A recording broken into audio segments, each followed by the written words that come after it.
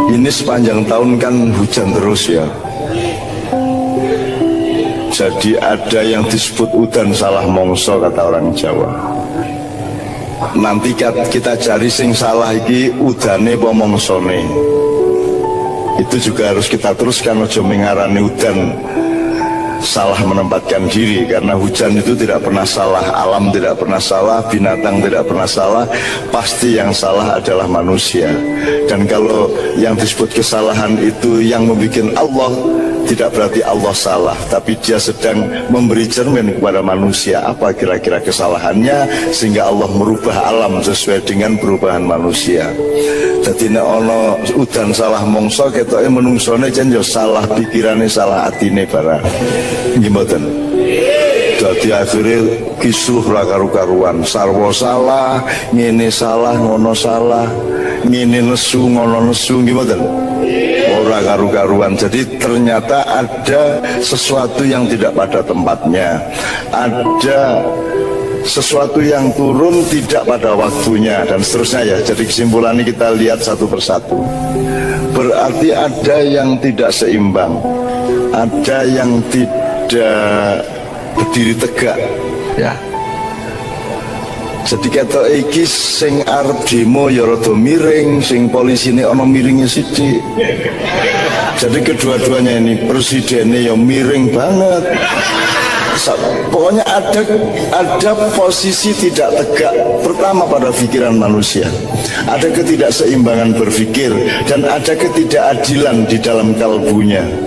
Ada yang memperjuangkan kebenaran dengan kebencian, ada yang dipersatukan tidak oleh iman atau cinta tapi dipersatukan oleh kebencian kepada seseorang, dan seterusnya dan seterusnya. Pokoknya ada yang harus kita bereskan dari kehidupan manusia, ada yang harus kita tepatkan kembali, kita bikin simetris lagi kepada Allah ini. Kayaknya kita ini agak miring-miring nih sama Allah. Allah itu maksudnya nilai-nilai dasarnya Allah. Ini panggung didirikan karena dia bisa berdiri karena dia taat kepada Allah. Bisa memahami? Iki nek cagai miring sithik ambruk. Karena ada hukum gravitasi. Hukum gravitasi milik siapa? Yang bikin siapa? Dan itu tidak bisa kita langgar. Kalau kita melanggar hukum Allah, kita pasti akan hancur. Listrik ini bisa menyala karena taat kepada mekanisme pengelolaan arus positif dan negatif sehingga bisa menjadi cahaya. Di Indonesia positif negatif konslet terus, betul enggak? Gimana? Positif karo positif konslet. Apa meneh negatif karo negatif. Ireng karo putih perang terus, padahal jane ireng kira ono. Coba Anda yang orang desain, coba belajar, adakah warna hitam di dalam ilmu warna? Tidak ada warna hitam. Perpaduan semua warna adalah putih. Hitam itu tidak ada, hitam itu bukan warna. Hitam adalah ketika putih dan semua cahaya pecahannya tidak bertemu dengan cahaya, itulah hitam. Tidak ada kebencian sebenarnya di Indonesia. Yang ada adalah cinta yang disakiti. Betul enggak? Tidak ada, benci itu tidak ada. Yang ada adalah cinta yang sakit hati. Nah sekarang kita cari siapa yang menyakiti ini. Nah kalau ngomongnya itu rohania, cinta tiangnya. Tapi kalau kita ngomong ilmu, tiangnya adalah keadilan. Kalau ada ketidakseimbangan dalam kehidupan, berarti ada yang tidak adil, ada yang menyikapi yang lain secara tidak adil, ada yang dizalimi dan ada yang menzalimi. Maka hari ini kita dikasih tiang di depan panggung, ya, dikasih tiang. Untuk apa? Untuk ingat bahwa kita harus jelas ini tiang pancang utama hidupnya manusia itu apa. Jangan tiang pinggir taruh tengah, tiang tengah taruh pinggir. Kalau PDIP punya calon menjadi presiden, maka presiden PDIP itu tidak boleh lagi berbuat untuk PDIP. Dia harus berbuat untuk seluruh rakyat Indonesia. Betul? Begitu Anda menjadi pejabat Indonesia, tiangmu adalah NKRI, tiangmu adalah nasionalisme Indonesia. Kamu tidak boleh jadi petugas partai. Orang yang menyebut Jokowi sebagai petugas partai adalah orang yang tidak memahami kehidupan bernegara. Kan begitu. Tapi usra apa-apa mbok-mbokmu dhewe. Usra masalah. Kepancen ya ora pati mudeng SW meneh. Oke, jadi sekarang gini. Golkar itu kalau PDIP hancur, Golkar seneng apa sedih? PDIP itu kalau Gerindra hancur, seneng apa sedih? Dan semua pihak seneng kalau pihak yang lainnya hancur. Itulah Indonesia sekarang.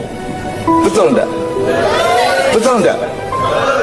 Katanya Indonesia, katanya kalau dalam hadis Nabi namanya kal jasadil wahid yasuddu ba'duhum ba'du.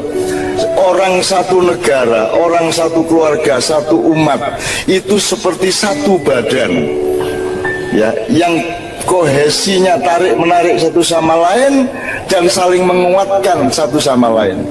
Kalau kaki terantuk batu merasa sakit, siapakah yang berteriak? Pernah kakinya sendiri yang berteriak? Yang berteriak mulutnya. Tapi kita di Indonesia tidak menyatu, tapi saling menyakiti dan mensyukuri keburukan orang yang lain satu sama lain. Malam hari ini kita sudah diberi tiang oleh Allah. Entah bagaimana takdirnya yang tadi sehingga tiang ada di sini. Tapi ini berarti pelajaran yang luar biasa. Tiang ini bukan partai. Partai itu, parpol itu tiang di samping-samping. NU Muhammadiyah tiang di samping-samping. Tapi tiang tengahnya adalah nasionalisme negara kesatuan Republik Indonesia. Jadi carane mikirin ngono kuwi. Nek kowe iki wis Indonesia, ya Indonesia nomor siji. Dudu kepentingan golonganmu, dudu kepentingan kariermu, dudu kepentingan umatmu. Indonesia nomor satu. Sekarang khusus untuk umat Islam, aku takon, lebih dulu mana Anda lahir atau Islam lahir? Yang saya tanya bukan di dunia, bukan dalam sejarah, tapi pada dirimu. Itu duluan mana, kamu lahir atau Islam lahir? Sampean sik lahir lagi Islam apa Islam sik lahir lagi sampean?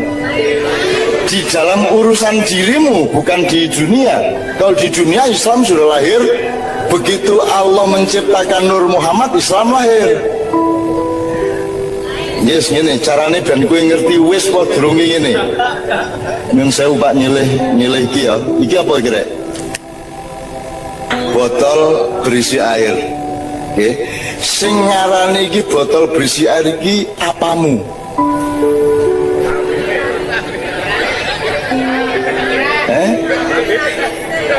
Aku takon, ini harus jelas. Kan manusia punya badan, di badan ada 4 faktor. 1 syahwat, 2 perut, 3 hati, 4 akal pikiran. Sing ngomong iki botol berisi air iki pikirane, opo atine, opo wetenge, opo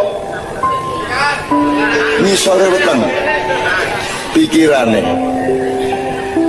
Pikiran atau akal ini yang membuat manusia bukan binatang. Yang membuat manusia bukan hewan. Yang membuat manusia bukan makhluk yang lainnya. Ciri utamanya dia punya akal.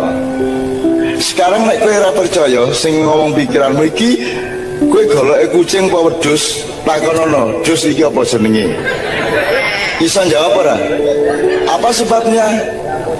Dia tidak punya pikiran. Jadi ada tidaknya sesuatu itu karena pikiranmu mengetahuinya, betul enggak? Begitu pikiranmu tidak tahu, dia tidak ada. Benar? Benar lah. Oke. Kue waktu bayi lahir ning Boyolali wis ngerti Islam. Jadi urung ana Islam tuh dalam hidupmu. Engko kowe bribik-bribik mulai iso mlaku, mulai kenal krungu-krungu wong adzan, wong ngaji, mulai diajari sholat, baru mulai kenal Islam, nanti mulai agak remaja baru sadar oh kuwi Islam. Iya tak? Jadi sebenarnya menurut saya rumahmu di dunia ini di mana? Di Islam apa di dunia? Omahmu dunia. Dunia maksudmu bulan apa srengenge apa bumi? Maksudmu bumi ki sing Amerika apa Eropa apa? Maksudnya Indonesia ini Sumbawa apa Papua apa? Boyolali, Boyolali. Oke? Berarti rumah besar NKRI-mu adalah Boyolali. Perda Boyolali tidak berlaku di Sleman. Betul enggak? Maka nasionalisme Indonesia orang Boyolali adalah Kabupaten Boyolali. Itu tugas kekhalifahanmu. Ika aku main kepingin cetol cara berpikir, ya. Nah, terus Islam apa? Islam itu apamu? Nah, agama itu apa maksudnya? Maksudnya, ya, pedoman hidup dikasih oleh Allah melalui Nabi Muhammad lewat Quran. Jadi Islam itu rumah apa tuntunan? Jadi rumahmu Islam apa Indonesia? Anda rumahmu Indonesia, sekiu Boyolali, sekiu apa? Terus pokoknya wilayah lokalnya Boyolali, terus kowe duwe sangus kok Gusti Allah jenenge Islam. Islam itu pedoman, ajaran, tuntunan supaya Boyolali itu bisa kamu uri-uri, supaya mamayu hayuning Boyolali, supaya rahmatan lil Boyolali. Cetak nggih? Jadi dirimu yang utama adalah orang Indonesia. Straight Boyolali, betul enggak? Islam bukan dirimu. Islam adalah nilai yang kau serap dari Allah. Ojo kok dirimu adalah Islam. Islam itu kamu serap. Bisa beda lagi? Anyal lagi? Loh. Yes, ngene Bu jajal aku takon. Bu, upama mbiyen jenengan niku agamane dudu Islam, njur kowe mlebu Islam, ngono to? Upamane ya. Aku takon, jane kowe mlebu Islam apa Islam mlebu kowe?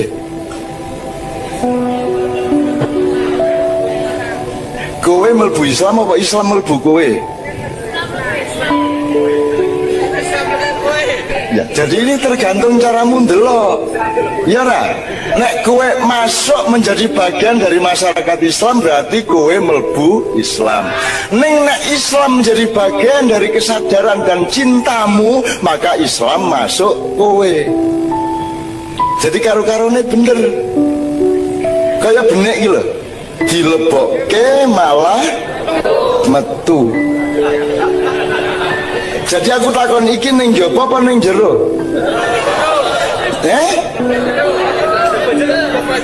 Jelas ning jaba to. Jare mau kok lebokke. Lah kok metu? Mesti wae mergo dilebokke njur.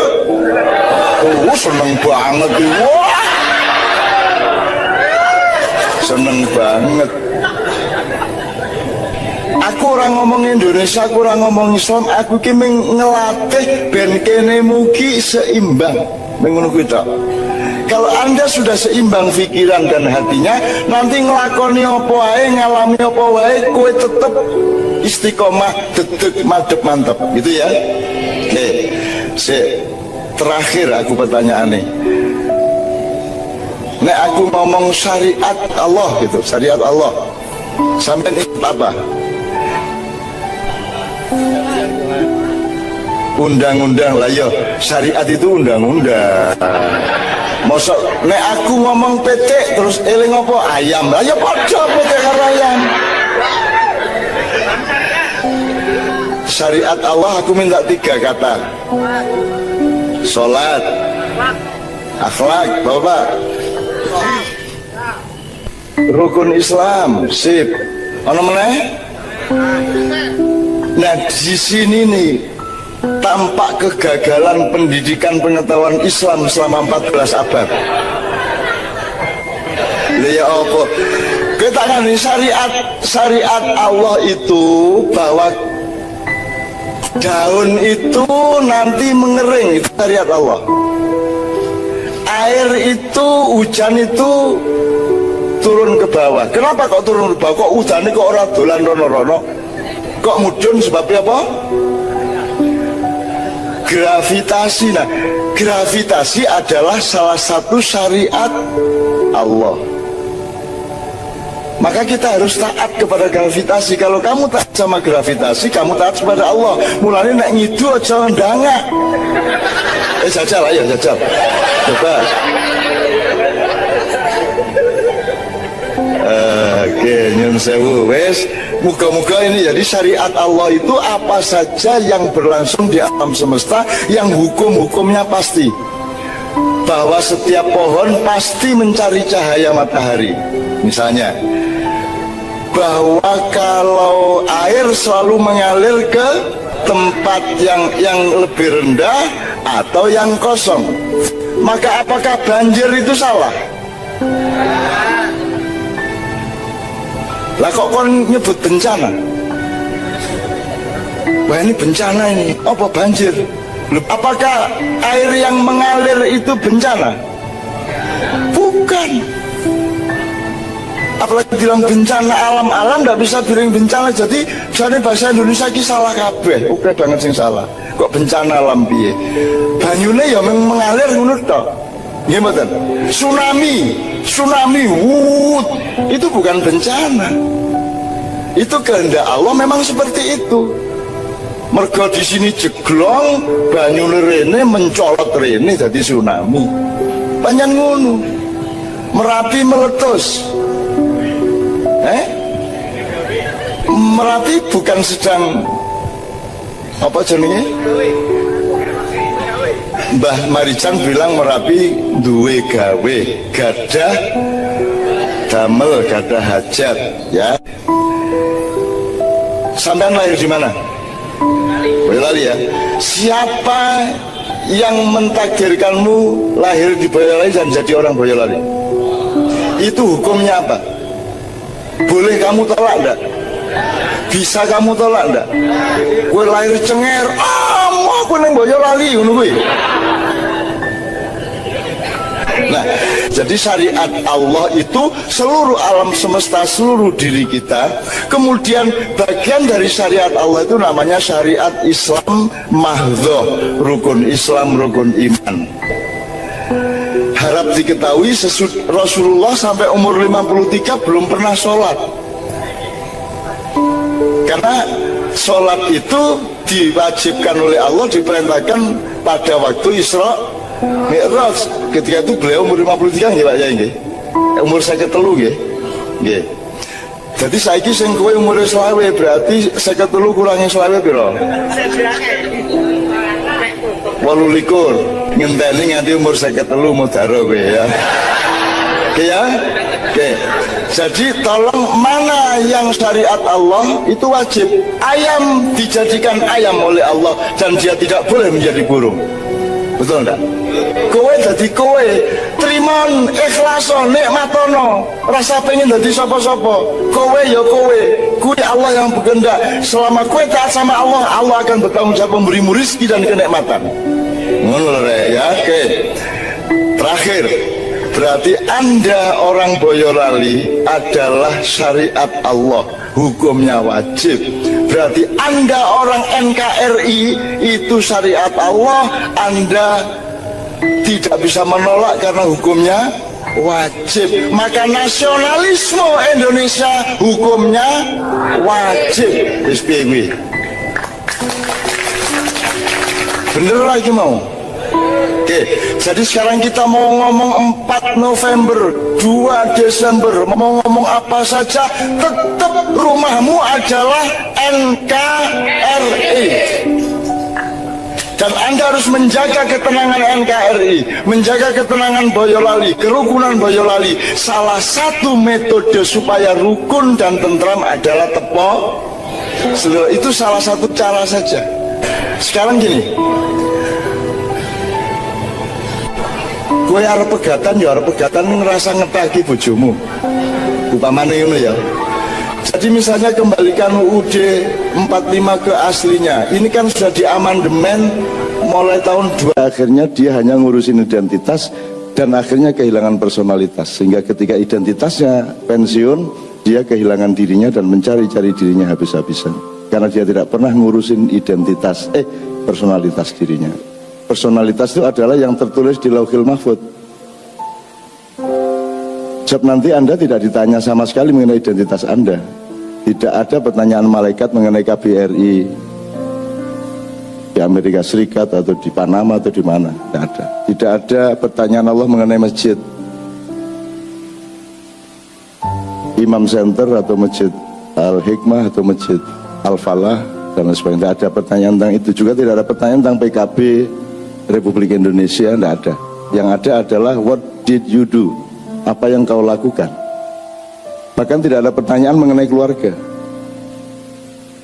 Itu jadi menurut saya hidup itu yang nomor satu adalah menemukan kembali, meneliti kembali siapa dirimu di dalam yang direncanakan oleh Allah.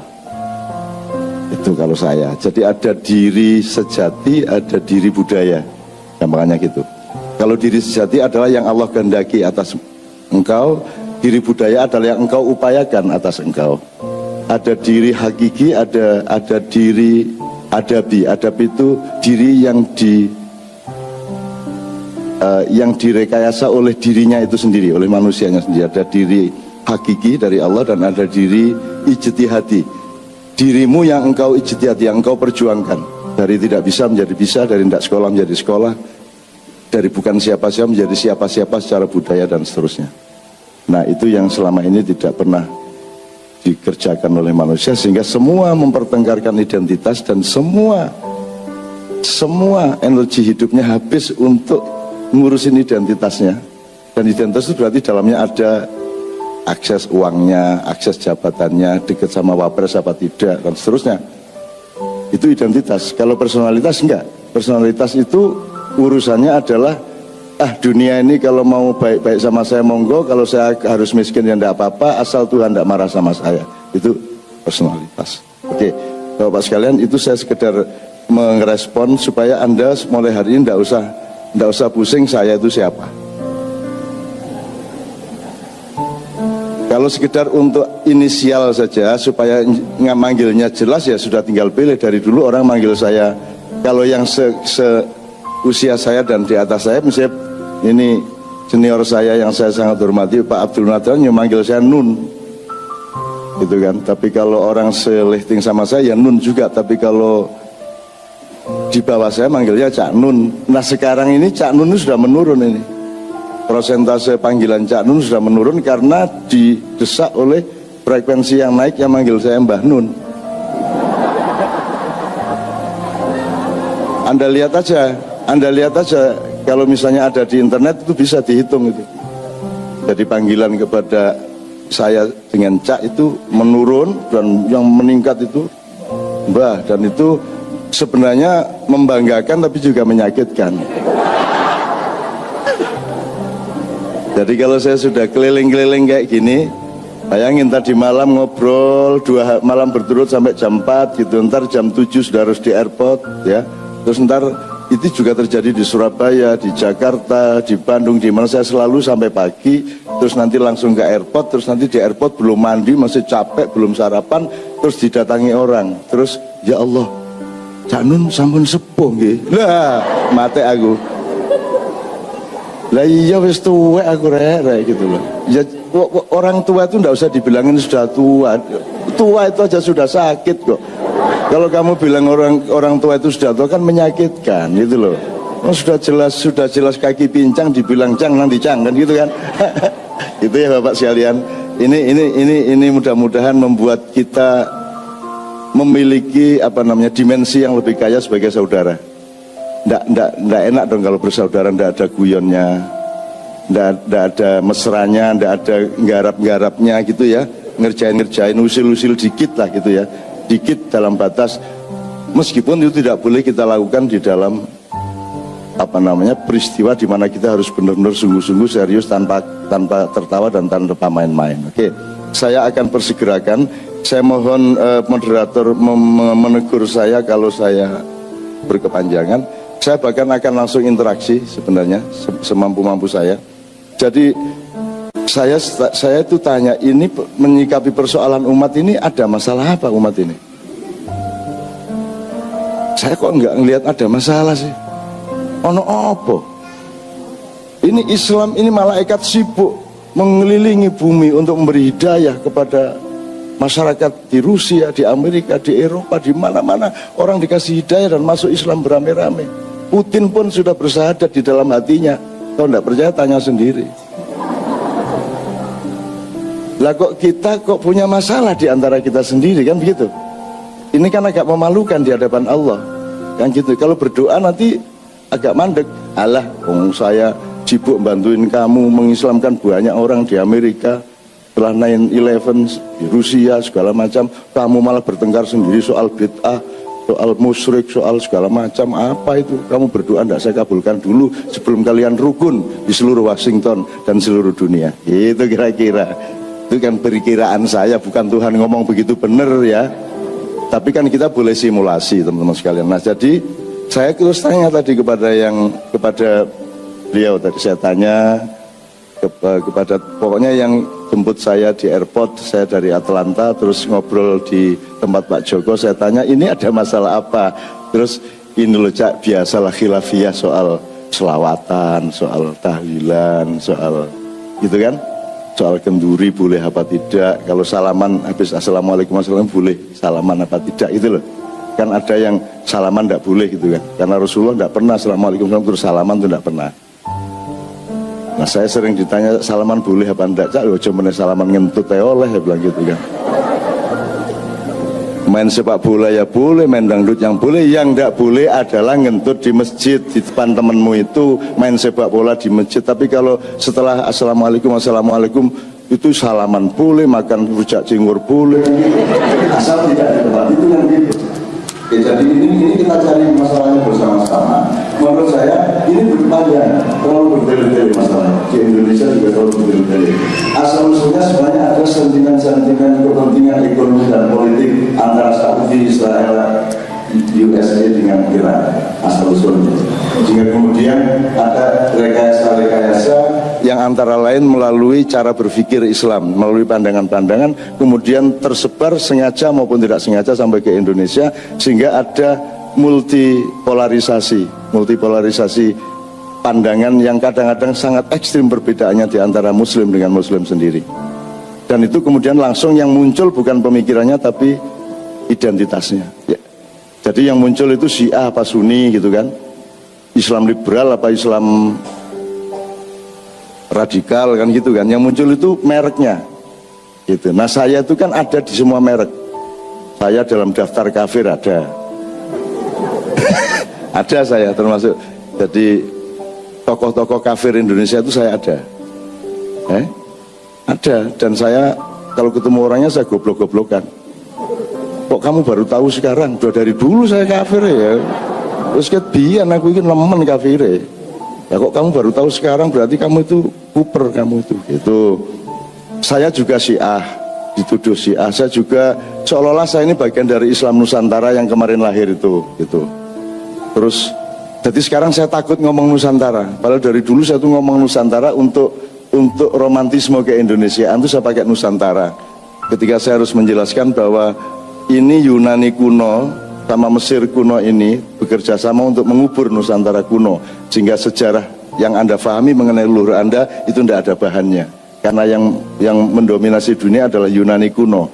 Begitulah orang main drama, begitulah orang bersekolah. Anda harus pakai Anglo-Saxon, Anda harus pakai English language dan seterusnya. Pokoknya itu ada dominasi Yunani kuno. Terus Nusantara kuno hilang dan disembunyikan supaya Anda tidak pernah kenal siapa diri Anda, supaya Anda tidak menghormati leluhur-leluhur Anda. Itu kira-kira. Nah, dalam situasi-situasi seperti itu saya sering ngomong Nusantara. Lah sekarang saya tidak berani ngomong Nusantara, sebab kalau saya ngomong Nusantara disangka saya anak buahnya Said Agil. Angel di Indonesia ini. Ngomong ini salah, ngomong ngono salah. Soalnya semua kata sudah direkrut oleh identitas-identitas kelompok-kelompok, Pak. Semua kata. Yang belum cuma Allah sama Rasulullah, Dok. Kalau wali itu ya wali songo ya. Ada wali songo, sudah mantep kita sama wali. Sekarang wali itu band. Greng wali ya. Sayangnya lu ndas gue. Sampai jadi saya itu tanya, ini menyikapi persoalan umat ini ada masalah apa umat ini? Saya kok nggak ngelihat ada masalah sih. Ono apa? Ini Islam, ini malaikat sibuk mengelilingi bumi untuk memberi hidayah kepada masyarakat di Rusia, di Amerika, di Eropa, di mana-mana orang dikasih hidayah dan masuk Islam beramai-ramai. Putin pun sudah bersahadat di dalam hatinya. Kalau tidak percaya tanya sendiri. Lah kok kita kok punya masalah di antara kita sendiri, kan begitu? Ini kan agak memalukan di hadapan Allah, kan gitu. Kalau berdoa nanti agak mandek. Allah, saya sibuk bantuin kamu mengislamkan banyak orang di Amerika setelah 9/11 di Rusia segala macam, kamu malah bertengkar sendiri soal bid'ah, soal musyrik, soal segala macam. Apa itu? Kamu berdoa tidak saya kabulkan dulu sebelum kalian rukun di seluruh Washington dan seluruh dunia. Itu kira-kira. Itu kan perkiraan saya, bukan Tuhan ngomong begitu benar ya. Tapi kan kita boleh simulasi teman-teman sekalian. Nah jadi saya terus tanya tadi kepada beliau tadi, saya tanya kepada pokoknya yang jemput saya di airport, saya dari Atlanta, terus ngobrol di tempat Pak Joko, saya tanya ini ada masalah apa? Terus ini loh Cak, biasalah khilafiyah soal selawatan, soal tahlilan, soal gitu kan, soal kenduri boleh apa tidak, kalau salaman habis assalamualaikum warahmatullahi boleh salaman apa tidak, gitu loh. Kan ada yang salaman tidak boleh gitu kan, karena Rasulullah tidak pernah assalamualaikum terus salaman itu tidak pernah. Nah saya sering ditanya salaman boleh apa enggak, Cak, cuma salaman ngentut ya oleh, ya bilang gitu kan. Main sepak bola ya boleh, main dangdut yang boleh, yang enggak boleh adalah ngentut di masjid. Di depan temenmu itu main sepak bola di masjid, tapi kalau setelah assalamualaikum itu salaman boleh, makan rujak cingur boleh, asal tidak ada tempat itu kan gitu. Ya, jadi ini kita cari masalahnya bersama-sama. Menurut saya ini berpanjang, terlalu berbelit-belit masalahnya. Di Indonesia juga terlalu berbelit-belit. Asal-usulnya sebenarnya ada sentimen-sentimen kepentingan ekonomi dan politik antara Saudi, Israel, USA dengan Iran. Asal-usulnya.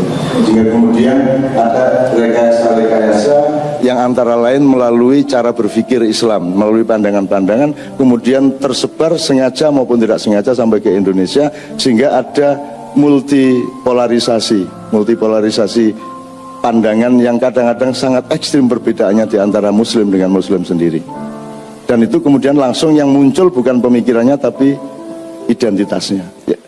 Jadi yang muncul itu Syiah apa Sunni gitu kan, Islam liberal apa Islam radikal kan gitu kan, yang muncul itu mereknya gitu. Nah saya itu kan ada di semua merek, saya dalam daftar kafir ada ada saya termasuk, jadi tokoh-tokoh kafir Indonesia itu saya ada ada, dan saya kalau ketemu orangnya saya goblok-goblokan. Kok kamu baru tahu sekarang? Udah dari dulu saya kafir ya. Terus biyen aku ini nemen kafir ya. Ya kok kamu baru tahu sekarang, berarti kamu itu kuper, kamu itu gitu. Saya juga Syiah, dituduh Syiah. Saya juga seolah-olah saya ini bagian dari Islam Nusantara yang kemarin lahir itu gitu. Terus jadi sekarang saya takut ngomong Nusantara, padahal dari dulu saya tuh ngomong Nusantara untuk romantisme ke Indonesiaan itu saya pakai Nusantara. Ketika saya harus menjelaskan bahwa ini Yunani kuno sama Mesir kuno ini bekerja sama untuk mengubur Nusantara kuno, sehingga sejarah yang Anda pahami mengenai leluhur Anda itu tidak ada bahannya, karena yang mendominasi dunia adalah Yunani kuno. Begitulah orang main drama, begitulah orang bersekolah.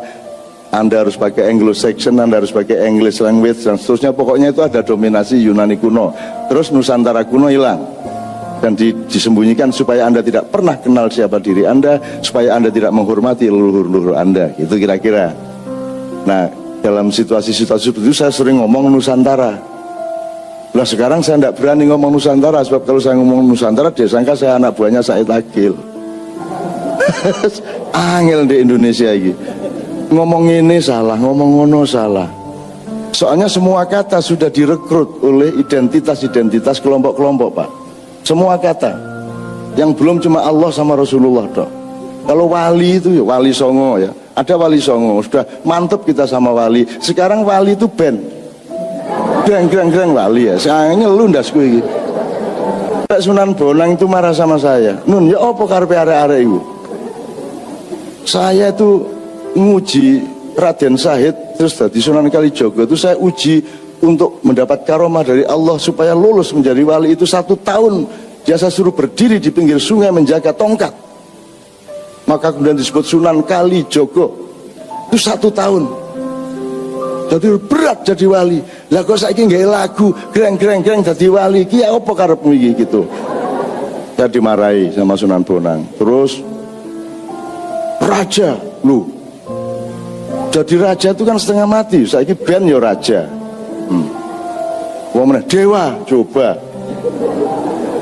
Oh, dewa itu cuma 3 ya yang mainstream, terus selebihnya paling ditambah dewa angin, dewa gelombang gitu ya, dewa api. Tapi kan yang prinsip yang ditemukan, yang diijtihadi atau diteliti oleh teman-teman dari Hindustan dulu kan cuman Brahma, Siwa, Wisnu.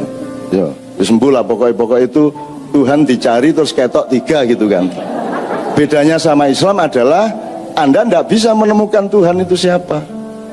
Biar Anda meneliti kerjasama seluruh universitas dan seluruh grup thariqah dunia, tidak akan bisa Anda menemukan Allah itu sifatnya berapa, apa saja Anda akan bisa. Itulah gunanya Islam, karena Islam itu adalah wadah di mana Allah memberitahukan mengenai dirinya sendiri kepada manusia. Aku ini Rahman Rahim, aku ini Hanan, aku ini Halim, aku ini Ghafur, aku ini Rahim, kan begitu. Jadi kita tidak mungkin mendapatkan informasi mengenai Allah kecuali Allah sendiri memberi informasi kepada kita. Itulah Islam, kan begitu. Kalau di luar Islam mira-ira. Jangan marah ya, tapi Anda sholat asar tadi yang nyuruh Tuhan langsung, bukan karangan Anda. Dan Anda sholat asar tidak bisa milih. Aku sholat ini saya masih banyak kerjaan ini, saya sholat asarnya jam 11 malam aja, tidak bisa. Dan itu Anda harus 5 waktu itu betul-betul namanya dari Tuhan, itu dari Allah. Anda tidak bisa ngarang aku ibadahnya hari Minggu aja lah, pas libur, tidak bisa. Terus caranya ibadah Allahu Akbar dan seterusnya, itu juga Tuhan yang menentukan melalui ilhamnya kepada Rasulullah. Anda tidak bisa terus sholat kreatif pakai gerak cimande, tidak bisa. Allahu Akbar,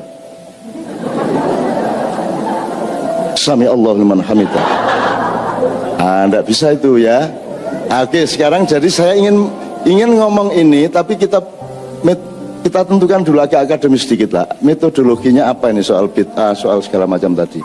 Ya, ini saya terpaksa nyatetin dikit ini. Kita pendataan dulu. Terus untuk itu kita sudah menyepakati metodologinya. Tapi ini juga jangan terlalu serem-serem ya. Kemudian baru kita setelah pendataan baru analisis, baru kita cari konklusi nanti pada jam berapa nanti endingnya, jam 7 iya jam 7 nanti. Jadi gini, pertama yang harus kita sepakati begini, orang Islam itu disebut muslim atau disebut tidak muslim itu pertimbangannya atau metodenya kuantitatif apa kualitatif, jasadiah atau ruhiyah, ngerti maksudnya? Atau kedua-duanya dengan persentase yang maksudnya gini loh, apakah kalau saya pakai peci berarti saya muslim? Bahkan apakah kalau saya sholat sampai sujud, apa berarti saya muslim? Menurut siapa? Menurut Anda? Menurut Allah kira-kira muslim apa bukan? Yakin? Belum kan? Belum ada sertifikasinya kan? Jadi meskipun Anda sudah ber-KTP Islam, sudah sholat khusyuk, sudah puasa Ramadan, sudah puasa Senin Kemis atau puasa Daud, tapi bahwa Anda itu diterima oleh Allah Islamnya apa tidak, apa sudah terjadi sekarang? Belum. Jadi kan tetap kita harus rendah hati, kita tetap harus berusaha, kita tetap harus husnudzon kepada siapa saja dan berdoa mudah-mudahan semuanya kelak diterima oleh Allah. Wong kita sendiri belum dapat sertifikat, nggak usah nuduh orang lain kafir gitu loh. Wong kita sendiri belum tentu muslim kok. Saya yakin, saya muslim, saya yakin, tapi cuman keyakinan loh, bukan legitimasi loh. Iman adalah jembatan yang menjarai antara fakta Anda dengan kehendak Allah. Kan dibutuhkan iman karena belum ada. Kalau nanti di surga enggak butuh iman, Bu. Di surga kok pakai iman, sudah menyatu dengan Allah kan enggak butuh iman. Iman itu ketika kita belum jelas, sehingga kita membutuhkan kejelasan yang kemudian harus kita yakini supaya kita hidup dengan kuda-kuda yang kuat kan gitu. Nah, jadi sekali lagi, pertama parameternya adalah kuantitatif dan kualitatif. Itu pertama. Terus kalau Anda mencuri pada suatu habis sholat Jumat terus rundingan wani piro gitu ya. Kan di Indonesia banyak gitu. Belum kering itu sudah wani piro. Ketika Anda mencuri, itu Anda masih muslim enggak?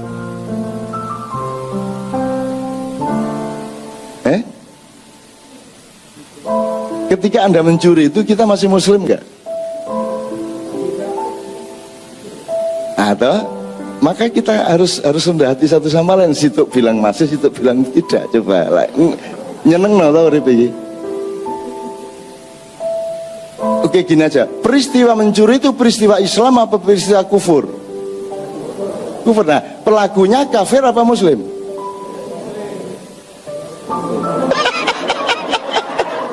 Nyeneng lagi.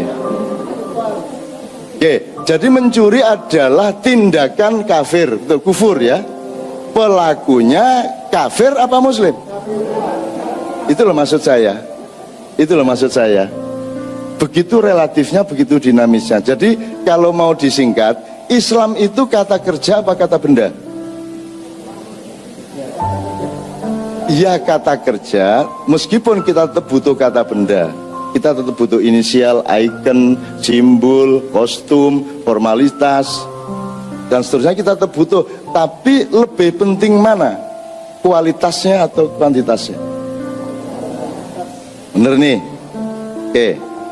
Jadi kalau ada pertanyaan yang repot, milih mana? Menantu yang rajin sholat, santun kepada istri, wiritan tiap malam, tapi tidak kerja, saking sibuknya wiritan. Ayo, milih mana? Ini yang satunya rajin kerja, juga baik sama istrinya, cuman malas sholat. Milih mana sampean? Lah iya, kan sebenarnya hidup kita kan diantara dua itu. Tentu saja pilihan kita adalah ya rajin sholat, ya rajin kerja, kan gitu ya. Ya tapi ya golek dhewe kono. Itu ya. Enggak, saya tidak ngeklaim apa-apa loh ya. Saya cuma membukakan cara kita melihat kan harus tepat gitu loh. Sesuatu itu statis apa dinamis. Islam itu kan bersifat ya statis ya dinamis, ya kuantitatif ya kualitatif. Kalau saya harus menentukan kuantitas saya muslim. Tapi apakah secara kualitatif saya muslim atau tidak, siapa yang punya? Nah, jadi siapa yang punya otoritas untuk menyebut kamu itu berlaku haram apa bid'ah apa halal? Boleh nggak saya bilang bid'ah kamu? Boleh? Boleh? Oke. Kafir kamu?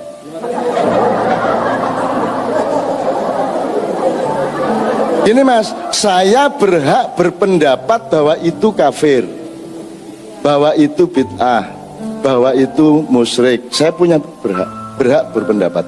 Tapi apakah saya punya otoritas untuk nuding seseorang? Itu maksud saya. Nah monggo, ini bukan keputusan saya. Ini keputusan Anda. Saya itu cuma bukain. Menurut Anda gini, meso boleh enggak? Ngerti yang orang Jawa, meso? Meso itu kan saya tiap hari meso mas, di dalam hati saya. Kalau kepada Anda misui namanya.